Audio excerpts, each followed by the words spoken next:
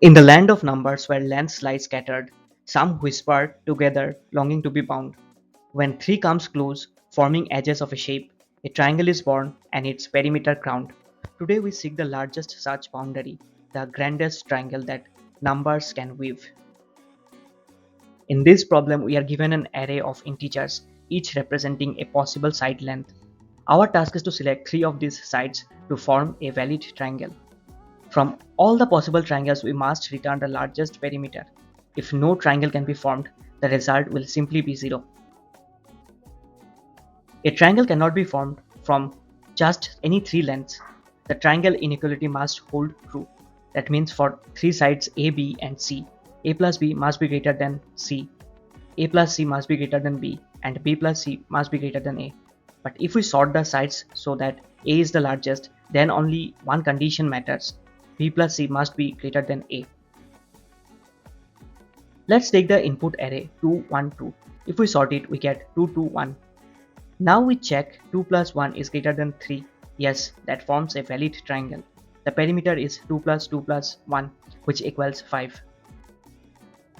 Now consider the input 1, 2, 1, 10. When sorted, it becomes 10, 2, 1, 1.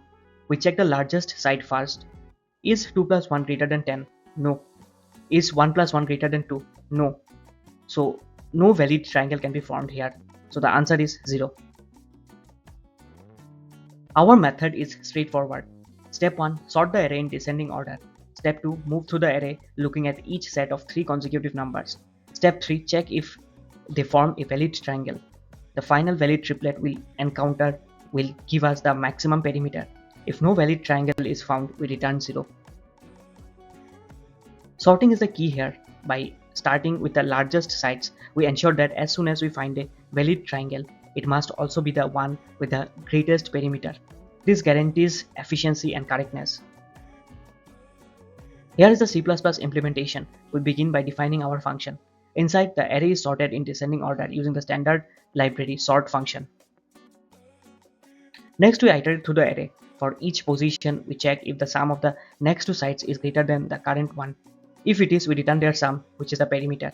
If no triplet satisfies the condition, we return 0.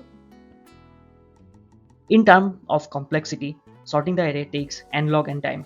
Scanning through it afterwards takes n time. So overall time complexity is n log n. The space complexity is constant since we only sort in place and use no extra memory. There are a few important edge cases to note. The array must have at least 3 elements, otherwise a triangle cannot exist. Even if side lengths are very large, up to 1 million, the approach still works efficiently. And if no valid triangle is possible, we must correctly return 0. Imagine 3 sticks lying on a table.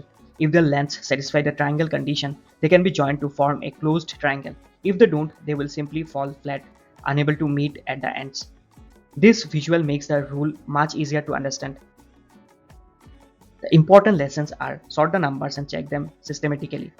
The triangle inequality is the fundamental rule. The first valid triplet after sorting always gives the answer. Think about trying to build a frame with rods of different lengths. Only some combinations will close up to form a stable triangle.